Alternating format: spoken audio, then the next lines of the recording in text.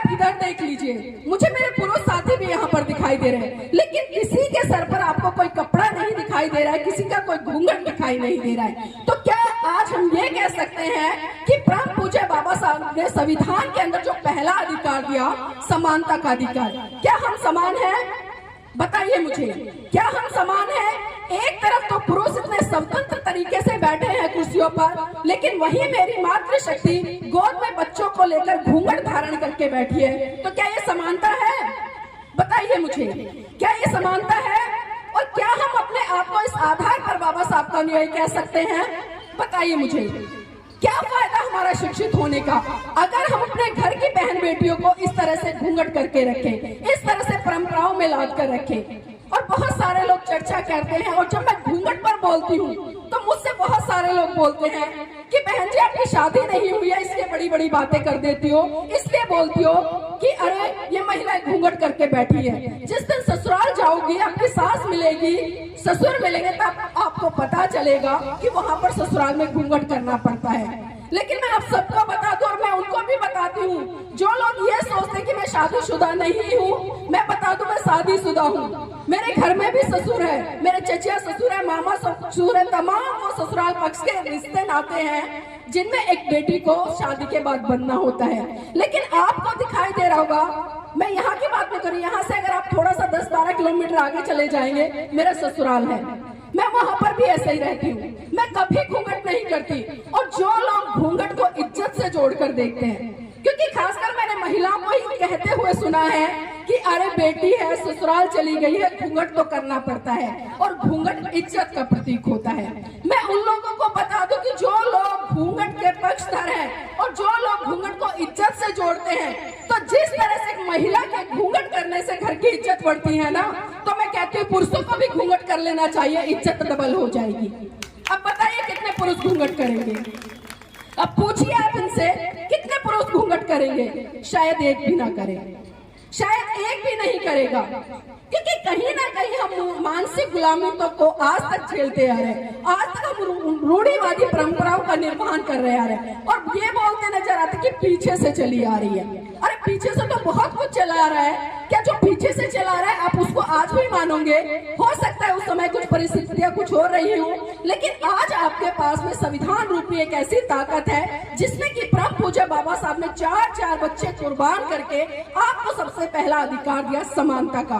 और एक चीज और देखिए, अगर यहाँ पर घूंघट को इज्जत से जोड़ा जाए या शादी के बाद बहू के संस्कारों से जोड़ा जाए, तो शादी के बाद जब लड़की अपने ससुराल में जाती है तो क्या होता है? थोड़ा परिवर्तन होता है। अगर वो अपने मायके में अपनी माँ को छोड़ के ससुराल में जा रही है तो उसको सास के रूप में एक माँ मिलती है। अगर वो पिता को मायके में छोड़कर जा रही है तो ससुर के रूप में उसको एक पिता मिलता है।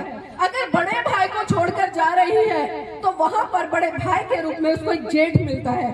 अगर अपने छोटे भाई को छोड़कर जा रही है तो ससुराल में उसको भाई के रूप में, मतलब देवर के रूप में एक भाई मिलता है। अगर अपनी बहन को छोड़कर मायके में जा रही है तो ससुराल में उसको बहन के रूप में एक ननंद मिलती है। अब बताइए क्या सिर्फ रिश्ते बदलने से ये मान मर्यादा या घूंघट इसका महत्व बढ़ जाता है? शायद नहीं बढ़ता, मेरी दृष्टि से नहीं बढ़ता, मुझे आपका पता नहीं है। लेकिन मैं साफ साफ आपको बता दूं कि घूंघट ना तो इज्जत का प्रतीक है, ना ही मान मर्यादा का प्रतीक है। अगर मैं इतना लंबा घूंघट निकाल लूं और उसमें से अच्छी अच्छी गालियां देती रहूं तो क्या बताइए वो मान सम्मान है? क्या वो मान सम्मान है? क्या वो इज्जत है? अगर वही मैं इस तरह से रहूं, सुबह शाम अपने सास ससुर की सेवा करूं, बाहर से कोई व्यक्ति मेरे घर पे आता है उसका मान सम्मान, उसका सत्कार करूं, उसको चाय पानी दूं, तो क्या ये सम्मान है? या घूंघट करके मैं किसी से भी ना बोलूं और मतलब उल्टा सीधा बोलकर इधर उधर निकल जाऊं, वो सम्मान है? बताइए मुझे, क्या घूंघट इज्जत का प्रतीक हो सकता है? आप खुद बताइए महिलाएं मुझे। देखिए अब भी करके बैठी है, चाहे तो आपको समझ नहीं आ रही है मेरी बातें, या फिर आप उसको व्यवहार में उतारना ही नहीं चाहते हैं, क्योंकि कब तक आप इस गुलामी रूपी घूंघट से बंधी रहेंगी? अगर आप घूंघट नहीं करती हैं तो आपके फेस के आव भाव सारे चीजें दिखती हैं। मैं बीमार हो जाऊं, घूंघट करे रखूं, बहुत पीड़ा है मुझे, क्या कोई मुझे देखकर बता पाएगा मैं बीमार हूं? अगर वही मैंने घूंघट नहीं कर रखा तो जो मेरे चेहरे पे पीड़ा के भाव आएंगे, जो दर्द के भाव आएंगे, सामने वाला देखकर तुरंत पहचान लेगा कि भाई कुछ ना कुछ पीड़ा है, कुछ ना कुछ परेशानी है, तो आपकी उस परेशानी का समाधान भी करेगा। और दूसरी चीज और, आप आस पड़ोस में रहती हैं, आपका किसी ने घूंघट नहीं देखा, सपोज कीजिए आप दूसरे या तीसरे कहीं गांव में चली जाए और वहां के साथ में कुछ मन चले लोग आपके साथ में किसी भी तरह की गलत हरकत कर दे और हमारे आस पड़ोस के लोग वहां से गुजर रहे हो, क्या वो कभी आपको बचाने का प्रयास करेंगे? वो देखकर भी निकल जाएंगे, क्योंकि वो आपको जानते ही नहीं। अगर उन्होंने आपको देखा होता, जानते होते, वो तुरंत आपके बचाव में आते, अरे ये तो हमारे गांव की बहन बेटी है, हमारी बहू है। वो बचाते नहीं बचाते? बताइए मुझे, बचाते नहीं बचाते? हाँ या ना, कुछ जवाब नहीं आ रहे आपके, बताइए। बचाते ना? तो घूंघट करने के देखिए आप कितने नुकसान है, फायदे नहीं है घूंघट करने के, नुकसान ही नुकसान है। और घूंघट करने से मैं बार बार कह रही हूँ, इज्जत कोई भी मायने नहीं रखती, आपका व्यवहार सबसे जरूरी होता है। हमेशा जो सम्मान है वो नजरों का होता है, न कि घूंघट का। इसलिए मेरी बहनों, अब एक बार हाथ खड़ा करके बता दी, कितनी महिलाएं ऐसी जो आज के बाद घूंघट नहीं करेंगी, या जो सासू है यहाँ पर बैठे, कितनी ऐसी है जो अपने घर की बहुओं से घूंघट नहीं करवाएंगी? एक बार हाथ खड़ा कर दीजिए।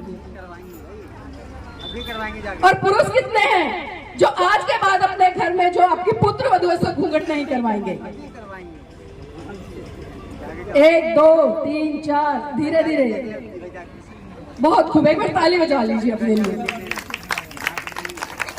देखिए, अगर एक दूसरे को देखकर उठा रहे हैं या मेरे सामने उठा रहे हैं तो बिल्कुल मत उठाइए, बिल्कुल भी मत उठाइए, क्योंकि यहाँ पर हम हाथ उठा दे, क्योंकि अक्सर ये चीजें मेरे सामने बहुत बार आती हैं।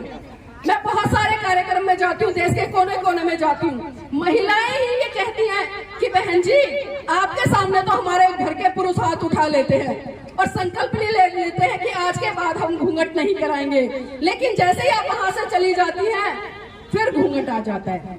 और एक भी पुरुष ये नहीं कहता कि बेटी घूंघट मत करो। अब जब वो आपकी बेटी है तो घूंघट किस बात का? और एक चीज और देखिए, जब हम अपने बेटे के लिए लड़की को देखने जाते हैं तो सबसे पहले कौन जाता है लड़की को देखने के लिए? कौन जाता है? आपसे पूछ रही हूँ, बताइए। ससुर जाएगा, मतलब लड़के का पिता, जेठ जाएगा, या उसके जो भी बड़े मामा चाचा ताऊ ससुर हैं वो जाते हैं ना देखने के लिए, और उसको बड़े अच्छे तरीके से देख के आते हैं। उस लड़की को चलाएंगे, उठाएंगे, आगे से पीछे से हर तरह से मतलब देखते हैं, देख के आते हो ना। फिर उसके बाद उसका रोका करने के लिए जाते हैं, तब भी ये लोग जाते हैं, उसको फिर देख कर आते हैं। फिर बारात लेकर 300-400 लोग जाते हैं ढोल लंगाड़े के साथ में, उसको फिर देख के आते हैं। फिर उसको अपने यहाँ पर लाने के बाद बहुत बड़ा एक रिसेप्शन पार्टी करते हैं, स्टेज पे उसको साज संवार कर बिठा देते हैं, तब पूरा गांव उसको देख लेता है, सारे रिश्तेदार उसको देख लेते हैं। अब मुझे एक बात बताइए और खुद सोचिए कि जब आप अपने बेटे के लिए लड़की देखने गए तब आपने उसका मुंह देख लिया, रोका करने गए तब उसका मुंह देख लिया, बारात लेकर गए तब उसका मुंह देख लिया, और जब बारात वापस आपके घर आ गई, जब आपने रिसेप्शन पार्टी की तब उसका मुंह देख लिया। अब मुझे ये बता दीजिए कि ऐसी कौन सी आफत आ गई या ऐसी कौन सी कमी रह गई कि फिर आप उसका 2 गज का घूंघट निकलवा देते हैं? क्या ये बात सही है? सही है? जिसको मान सम्मान करना होगा ना वो बिना घूंघट के भी कर लेगा, और जिसको नहीं करना होगा चाहे आप कितना ही लंबा घूंघट करा दीजिए। मैं देखती हूँ गलियों में कई बार लड़ाई झगड़ा होता है, बहू इतना लंबा लंबा घूंघट निकाल लेती है और सास ससुर को खूब गाली देती है। बताइए काय का घूंघट, काय की इज्जत, काय का मान सम्मान? तो आप इन सभी चीजों से बाहर निकलो। और सही रूप में मैं यहाँ पर बहुओं से भी कहती हूँ, क्योंकि मैंने ये भी चीजें कहीं ना कहीं व्यवहारिक तौर पर देखी हैं, बहुओं को जब छूट मिलती है तो उसका नाजायज फायदा भी वो उठाती है। जिस तरह से आप अपने पिता का सम्मान करती हो उसी तरह से आप अपने ससुर का सम्मान करो, जिस तरह से आप अपनी माँ का सम्मान करती हो, उसी तरह से आप अपने सास का भी सम्मान करो। जिस तरह से आप अपनी बहन से प्यार करती हो, उसी तरह से आप अपनी ननद से भी प्यार करो। जिस तरह से आप अपने भाई से प्यार करती हो, उसी तरह से अपने देवर से भी भाई के रूप में प्यार करो। जिस दिन इस तरह से बहुओं ने शुरू कर दिया और ससुराल पक्ष ने उसको बहू न मानकर बेटी मानना शुरू कर दिया, तो मैं कहती हूँ सारी रूढ़िवादी परंपराएं एक झटके में खत्म हो जाएंगी। लेकिन जरूरत है इन परंपराओं से बाहर निकलकर आने की। एक बार महिलाएं साथी हाथ खड़ा कर लें, सभी